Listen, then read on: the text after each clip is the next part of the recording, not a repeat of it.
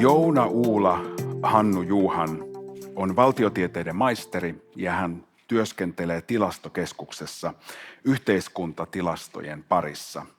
Hän on Saamenmaan ulkopuolella syntynyt Helsingissä asuva 2 kouluikäisen saamelaislapsen isä. Valtaväestön tiedon puute on keskeinen ongelma saamelaisten oikeuksien edistämisessä. Mitkä ovat saamelaisten mahdollisuudet tuoda omaa identiteettiään esiin omilla ehdoillaan ja omista lähtökohdistaan? Toivotetaan seuraava puhuja taas aplodien saattelemana tervetulleeksi.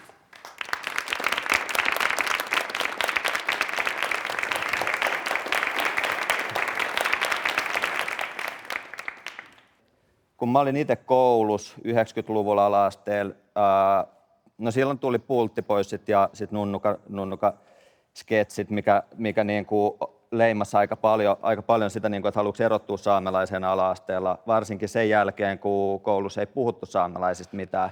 Eli oppikirjoissa ei ollut tietoa saamelaisista, ei kerrottu saamelaisten historiaa, ei kerrottu saamelaisista nykyään, vaan ehkä jos kerrottiin jotain, se saattoi olla historiaa, mutta se oli niinku tosi kauas menevää ja siihen sävyyn, että saamelaiset on niinku kuoleva pieni kansa.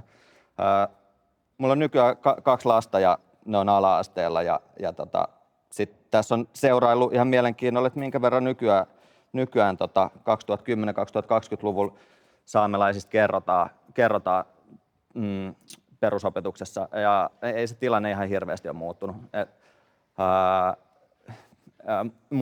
Muutamilla sivuilla on mainittu saamelaisista jotain tietoja ja nekin on aika typistettyjä.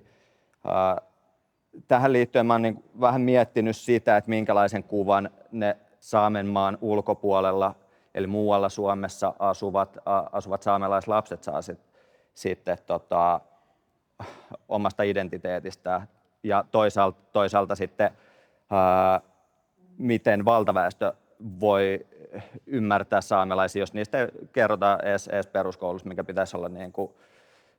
minkä pitäisi jossain määrin sivistää suomalaisia kanssa. Joo. Mutta kaikkea mä puhun vähän siitä tiedon tarpeesta, ennakkoluulojen purkamisessa. Aluksi jotain käsitteitä, aloitetaan vaikka ihan siitä, että ketä saamelaiset on. Eli saamelaiset on Euroopan ainoa alkuperäiskansa, asuu 4 maan alueella. Saamelaisia on 10 000 Suomessa ja noin 100 000 yhteensä, eli Norjan, Ruotsin, Venäjän alueella. Ja kieliä on 9. Kaikki kielet on uhanalaisia, osa erittäin uhanalaisia. Muutama on kadonnut tässä viimeisten vuosikymmenten aikana. Ja sitten huomautukseni, että ne on kieliin, ei ole mitään niin kuin suomen murteita, mihin ehkä suomalaiset joskus saattaa niitä verrata, että ne olisi suomen joku murre tai näin, että sitä ei ehkä välttämättä aina nähdä niin. Ja taas jokainen saamen kieli lasketaan kieliksi, eikä ne ole murteita, vaan niin kuin kieliä. Joo. Sitten ketä on saamelaiset on niin kuin yleensä aina se sellainen kysymys, mitä aletaan ensin pohtiin, kun tulee saamelaisten vaikka oikeuksista puhetta.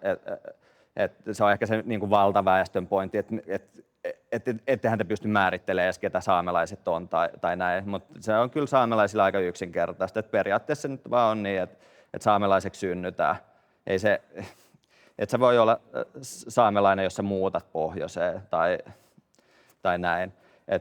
Alkuperäiskansat saa itse määritellä, ketä niihin kuuluu.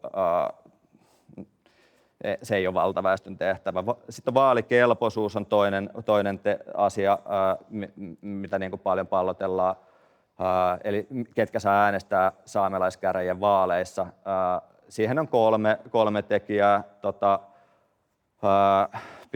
Pitää itseään saamelaisena ja myös saamelaisten pitää tunnistaa sut saamelaiseksi. Eli se on niin kuin toi saamelaisen sukuun syntyminen käytännössä. Sitten on yksi kriteeri on, että joku vanhempi tai isovanhempi on merkitty äänioikeudelliseksi ja sitten on sellainen hyvin kyseenalainen keino, missä lappalaisen elinkeinomerkinnällä voidaan antaa saamelaismääritelmä, mikä tarkoittaa sitä, että johonkin 1700-luvun kirkon kirjoihin on voitu merkitä sun elinkeinoksi lappalaiselinkeino, mikä tarkoittaa käytännössä sitä poronhoitoa ja suomalaiset on ollut jo poronhoitajia silloin ja se ei No, siellä on niin kuin sellainen porsaanreikä, millä myös suomalaisia on päässyt tai saanut vaalikelpoisuutta ja korkein hallinto-oikeus sen on niille myötänyt, että siinä niin kuin rikotaan saamelaisten itsemääräämisoikeutta.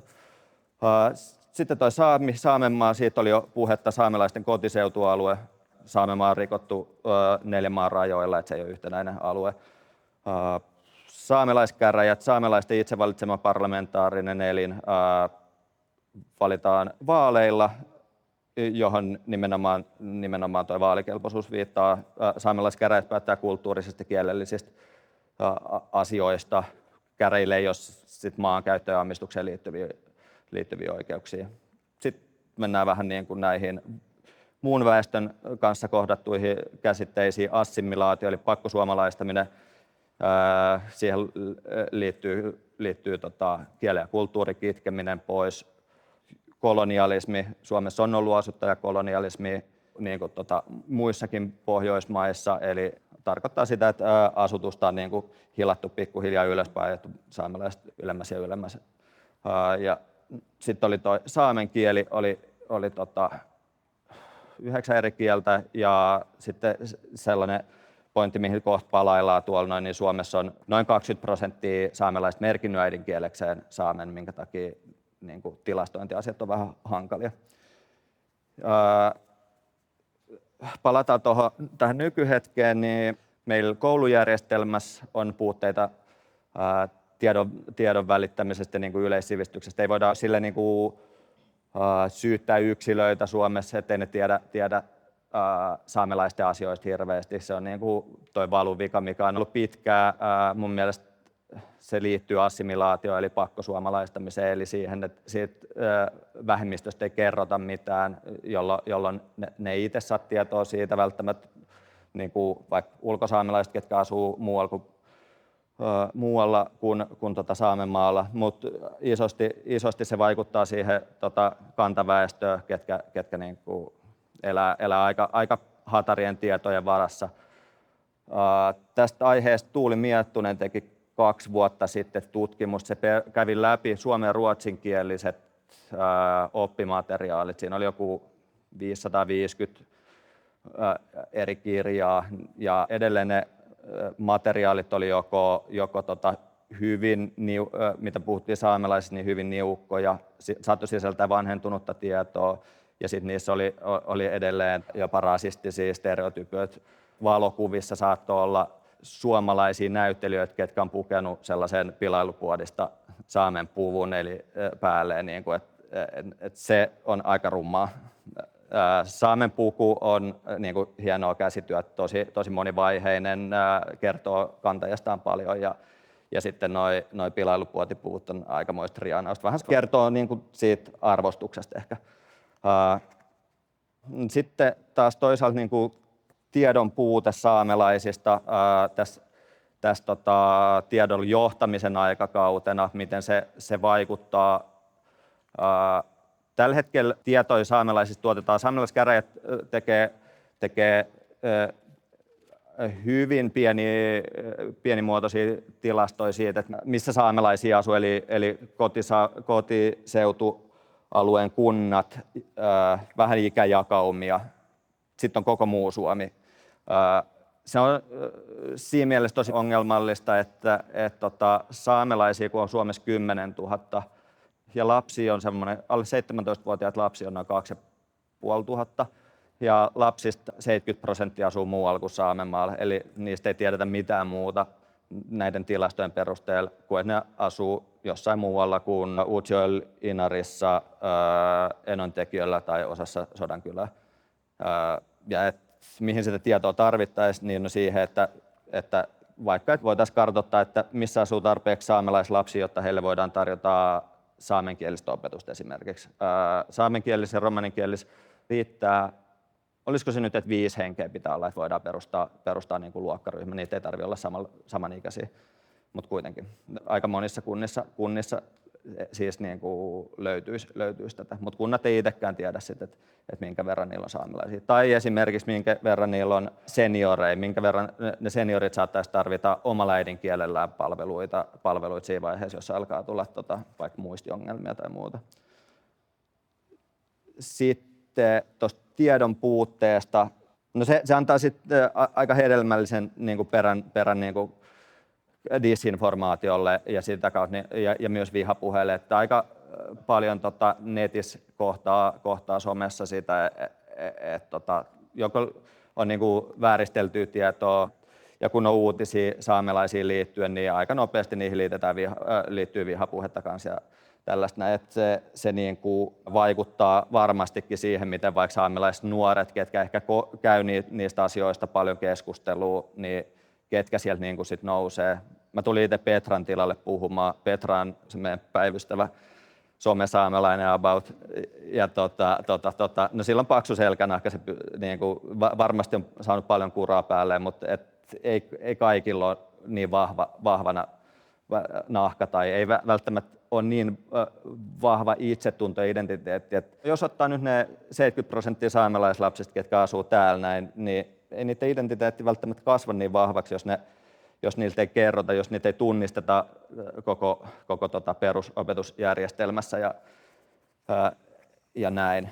Mutta mä näen, niin kuin, että tiedon puute liittyy rasismiin, mitä saamelaiset kokee niin kuin vihapuheeseen ja muuhun. Ja mä näen, että on niin kuin edelleen jatkoa siitä assimilaatiosta, jossa ollaan yritetty niin kuin sulauttaa meidät suomalaisiksi, minkä jälkeen ei olisi mitään vähemmistökysymystä enää tai maanoikeushommia tai muuta. No tähän mä nyt nostin vähän niin kuin jotain ihan perusjuttuja, mitkä niin kuin luulisi, että olisi sellaisia aika helppoja aiheita koulukirjoille, mutta jotenkin Suomessa ei olla kauhean hyvin ehkä kohtaamaan ja hyväksyä sitä omaa vähän kyseenalaista historiaa, sit mitä on kohdeltu niin kuin pienempiä ja heikompia. Mä en nyt näihin sille perehdy enempää, mutta tässä on vaan osa, hyvin vähän, kaikkea muutakin löytyisi. Tällä hetkellä on menossa totuus- ja sovintokomissio, missä on niin kuin tarkoitus selvitellä, miten Suomen valtio on niin kuin kohdellut saamelaisia, minkälaisia rikkeitä siellä on ollut, vaikka se sulauttamispolitiikka, oikeuksien loukkaukset, miten ne on vaikuttanut saamelaisiin yhteisöönsä. Ja sen jälkeen, kun saadaan tämä totuus tavallaan selviteltyä riippumattomien toimitsijoiden puitteissa, niin sitten katsotaan, että miten sitä sovintoa voitaisiin rupea rakentamaan, miten tästä niin kuin pitäisi lähteä eteenpäin. Totuus- ja sovintokomissio on käytetty muissakin maissa. Kanadassa sillä oli huomattavasti isommat resurssit, se kesti 10 vuotta ja siihen käytettiin reilu 60 miljoonaa dollaria tai euroa. Suomessa toi pyörii hyvin pienillä summilla ja vuoden aikataululla ja se on ilmeisesti nyt niin kuin hieman kiikun kaaku, että riittääkö resurssit ja näin.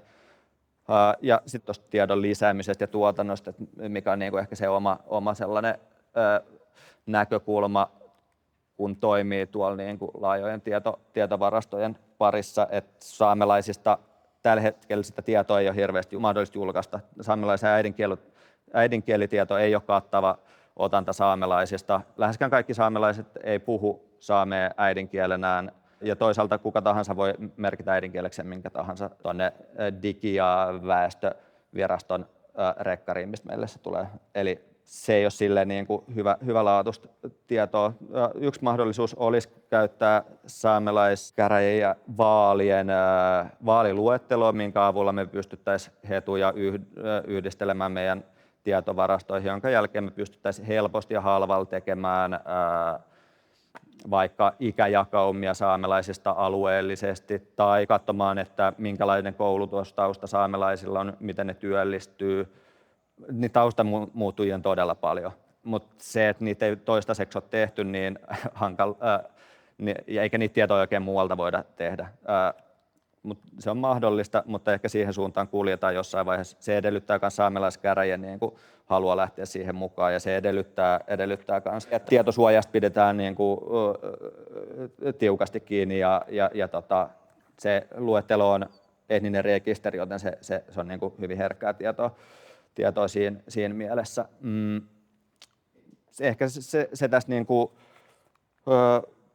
pointtina, että tietoa olisi tarjolla.